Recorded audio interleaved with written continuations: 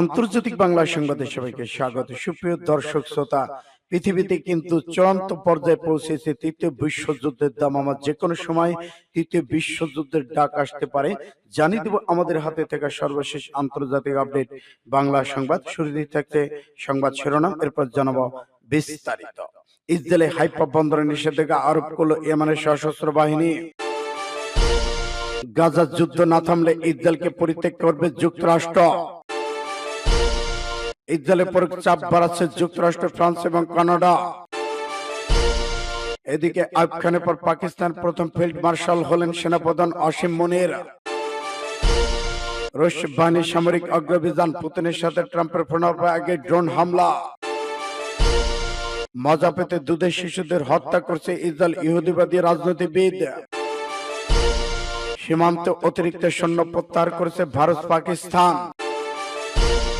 এবং সর্বশেষে জানিয়ে দেব ইসরায়েলি সেনাদের ব্রিগেড করে ফেরত পাঠালো হামাস। এতক্ষণ শুনছিলেন সংবাদ শিরোনাম, এখন বিস্তারিত। তবে অনুরোধ থাকবে এই ভিডিওটিতে একটি লাইক দিন এবং কমেন্টস করে জানিয়ে দিন আপনি কোন জেলা থেকে বা কোথা থেকে আমাদের সাথে যুক্ত রয়েছে। ইরান ইসরায়েল যুদ্ধের আপডেট ভয়ঙ্কর বাংলা সংবাদ হাতে পেতে চ্যানেলটি সাবস্ক্রাইব করুন, আমাদের সঙ্গে থাকুন।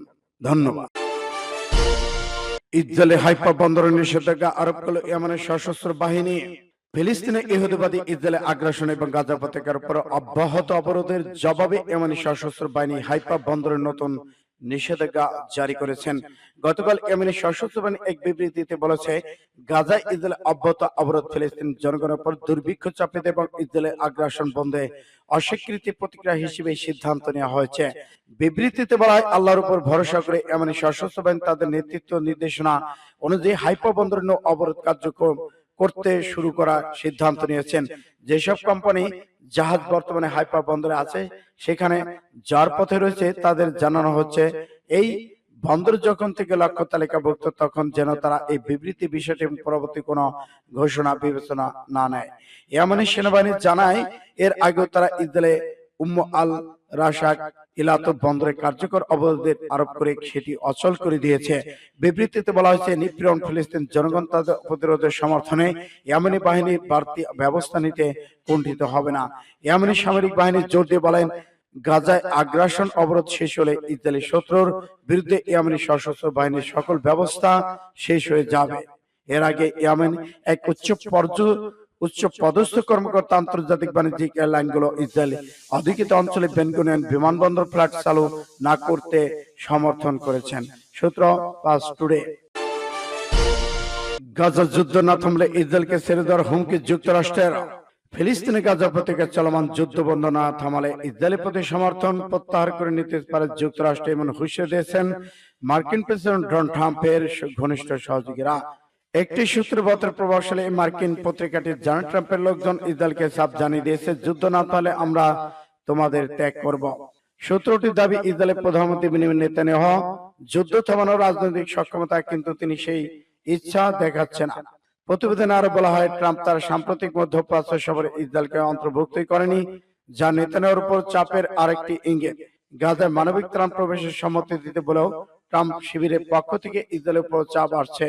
ক্ষুধার্ত শিশু ও মরতে থাকা মানুষের ছবি আমাদের মিত্ররা সহ্য করতে পারছে না, নেতানিয়াহু এমন মন্তব্য করে আগে সীমিত আকারে গাজা ত্রাণ প্রবেশের অনুমতি দিয়েছিলেন।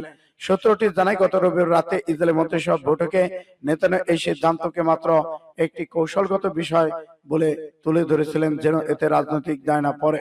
এদিকে ট্রাম্প শিবিরের কাছ থেকে এই হুঁশিয়ারি এমন এক সময় এলো যখন ওয়াশিংটন তেল আবিবের সম্পর্ক ক্রমে টানপোড়েন পড়েছে। সূত্র আলাদুলু এজেন্সি। ইসরায়েলের উপর চাপ বাড়াচ্ছে যুক্তরাষ্ট্র, ফ্রান্স এবং কানাডা। 2023 সালের 7 অক্টোবর হামাসের হামলার পর ইসরায়েল অস্ত্রশস্ত্রে সজ্জিত হয়ে যে যুদ্ধ শুরু করেছিল, সেই যুদ্ধ অস্ত্র সরবরাহ পুনরায় সরবরাহ সবটাই করেছিল মার্কিন যুক্তরাষ্ট্র। অন্যান্য মিত্র নিজেদের মতো করে কোনো না কোনো ভাবে ইসরায়েলের পাশে দাঁড়িয়েছিল। হামাসের হামলায় যে 1200 জনকে হত্যা করা হয়, যাদের বেশিরভাগই ইসরায়েলের বেসামরিক নাগরিক ছিলেন, 251 জনকে গাজা জিম্মি করার পর ইসরায়েলের তরফে নেওয়া পদক্ষেপের প্রতিশ্রুতি সহানুভূতি একতা প্রকাশ করেছিল মিত্র দেশগুলো। কিন্তু এখন মনে হচ্ছে ইসরায়েল সেই সমর্থন হারিয়ে ফেলেছে। অন্তত ফ্রান্স, যুক্তরাজ্য, কানাডার কথা মাথায় রাখলে বিষয়টা দাঁড়াচ্ছে, গাজা ইসরায়েল যেভাবে যুদ্ধ চালাচ্ছে তার তীব্র নিন্দা জানাচ্ছে এই তিন দেশ এবং ইসরায়েলের ঘোর বিরোধিতায় নেমেছে। তাদের পক্ষ থেকে বলা হয়েছে ইসরায়েলকে নতুনভাবে আক্রমণ করা অবশ্যই বন্ধ করতে হবে। ইসরায়েলের প্রধানমন্ত্রী বেনিয়ামিন নেতানিয়াহু দাবি করেছেন তার এই পদক্ষেপ হামাসকে ধ্বংস এবং অবশিষ্ট জিম্মিদের উদ্ধার করতে এবং পুনঃ গাজাকে সরাসরি ইসরায়েলের সামরিক নিয়ন্ত্রণে আনার গুরুত্বপূর্ণ। কিন্তু তিন দেশের বিবৃতিতে প্রধানমন্ত্রী নেতানিয়াহু সেই যুক্তিকে খারিজ করার পাশাপাশি যুদ্ধবিরতির আহ্বান জানিয়েছেন। একই সঙ্গে এই তিন দেশের সরকার বলেছে তারা গাজা ইসরায়েলের সামরিক অভিযান সম্প্রসারণের তীব্র বিরোধিতা করে। সেখানে উল্লেখ করা হয়েছে যে গাজায় বাসিন্দাদের দুর্ভোগের মাত্রা অসহনীয় হয়ে পড়েছে, অতএব যুদ্ধ বন্ধ করতে হবে। সূত্র ইন্ডিয়া টুডে। আইয়ুব খানের পর পাকিস্তান প্রথম ফিল্ড মার্শাল হলেন সেনাপ্রধান আসিম মনির।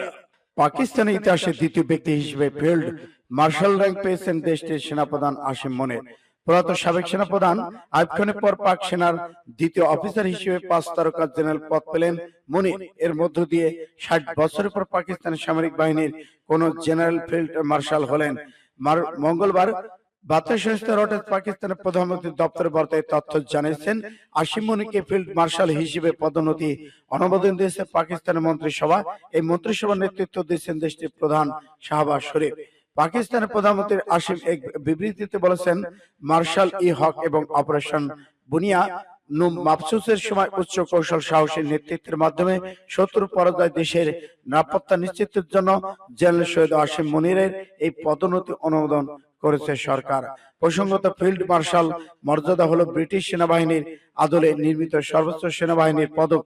1959 সালে রাষ্ট্রপতি মন্ত্রিসভা কর্তৃক এটি কেবল জেনারেল মোহাম্মদ আইয়ুব খানকে প্রদান করা হয়েছিল।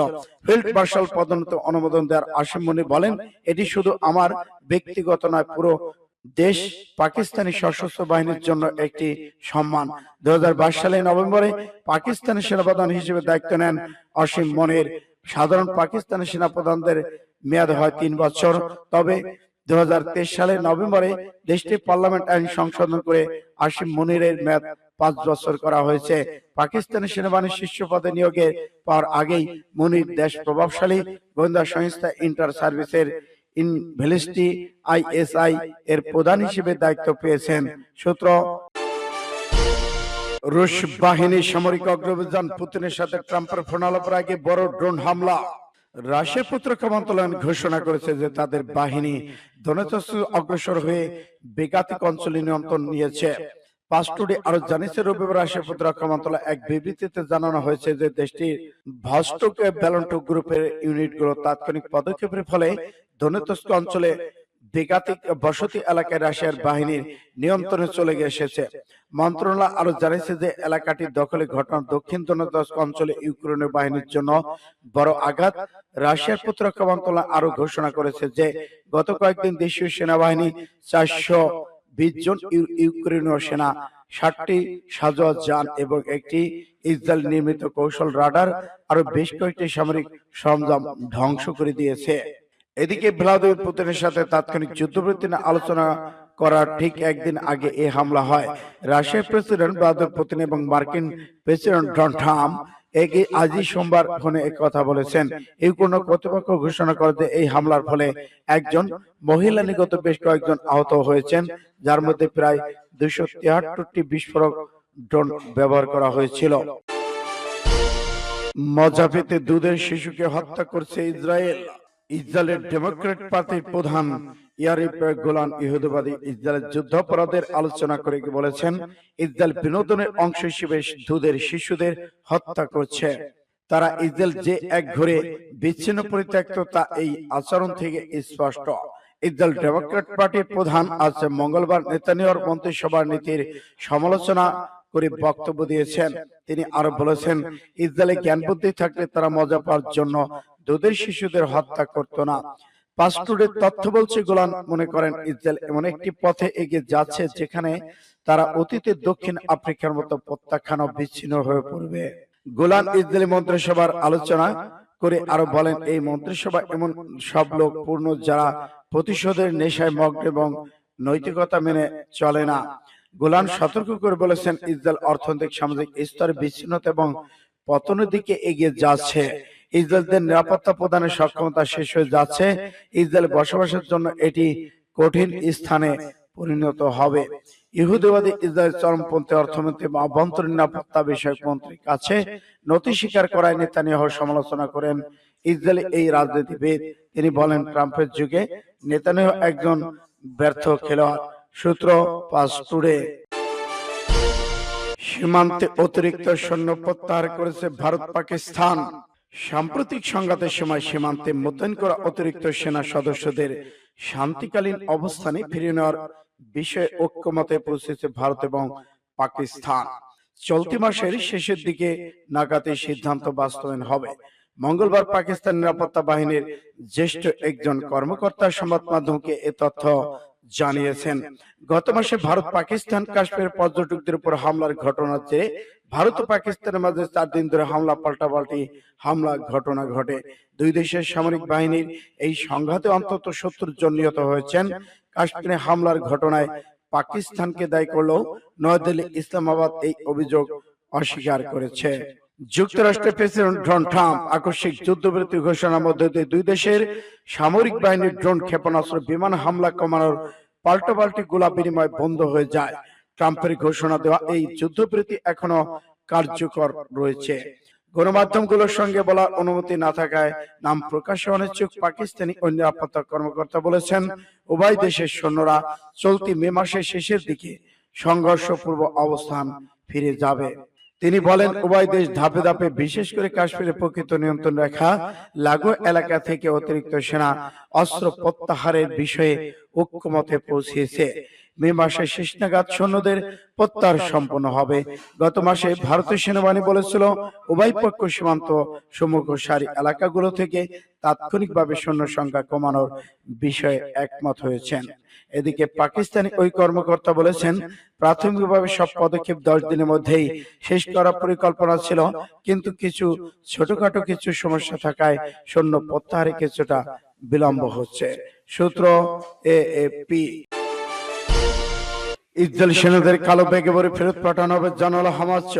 গাজা শহরকে চারদিক থেকে ঘিরে ফেলার দাবি করেছে ইসরায়েলি বাহিনী।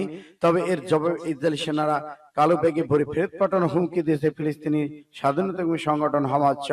হামাসের সশস্ত্র শাখা আল কাসেম ব্রিগেড মুখপাত্র আবু উবাইদা বৃহস্পতিবার এক টেলিভিশনের ভাষণে ইসরায়েলকে এই হুমকি দিয়েছেন। তিনি বলেছেন, গাজা সেনাদের নিহতের সংখ্যা ইসরায়েলি বাহিনী জানিয়েছে, প্রকৃত সংখ্যা তার অনেক বেশি। এর আগে অবরুদ্ধ গাজা উপত্যকায় ইসরায়েলের রাজনৈতিক সামরিক নেতৃত্বে কবরস্থান বানানোর ঘোষণা দেন আল কাসেম ব্রিগেড মুখপাত্র। 31 অক্টোবর এক ভাষণে আবু উবাইদা বলেছেন, মধ্যস্থতাকারীদের আমরা ইতিমধ্যে জানিয়ে দিয়েছি যে আগামী কয়েকদিনের মধ্যে আমরা বেশ কয়েকটি বিদেশি জিম্মিকে ছেড়ে দেব। আমরা আরো জানিয়েছি, এই গাজা উপত্যকায় ইসরায়েলের সামরিক রাজনৈতিক নেতৃত্বের কবরস্থান না বানানো পর্যন্ত আমরা থামবো না। এদিকে ইসরায়েলি বাহিনী মোকাবেলায় লেবানন ভিত্তিক সশস্ত্র সংগঠন হিজবুল্লাহর সঙ্গে এবার ইরান সমর্থিত প্রভাবশালী মিলিশিয়া গোষ্ঠী ইমাম হোসেন ব্রিগেড যোগ দিয়েছে বলে জানিয়েছে। সূত্র পাঁচ টুডে।